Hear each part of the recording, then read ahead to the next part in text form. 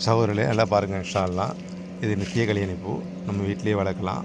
சும்மா ஒரு தண்ணியில் போட்டு விற்க வச்சிட வேண்டிய ஒரு நாள். அடுத்த நாள் மண்ணில் போட்டு கொஞ்சம் டீ தூள் இதெல்லாம் போட்டு நல்லா வளர்ந்து வந்துடும். இது ஓம இலை பாருங்கள். இது கீரை, இது புதினா மல்லி, இது வந்து சோத்து கத்தாழை.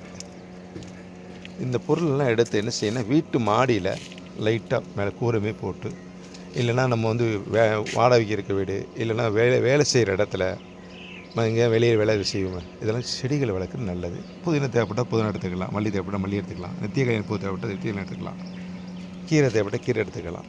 அதேமாதிரி இந்த பொருள் வேஸ்ட் பண்ணாமல், நைட்டில் இருக்க பொருளை வேஸ்ட் பண்ணாமல் காக்காய்க்கு வச்சுட்டு ஒரு 5 நிமிஷம் இந்த காற்று, அழகான காற்றுகள், இந்த காற்றுகளை வாங்கினோம்னா அல்ஹம்துலில்லாஹ், அந்த மர செடிகள்லாம் காற்று வாங்கினோம்னா உடம்புக்கு நல்லா ராகத்தாக இருக்கும்.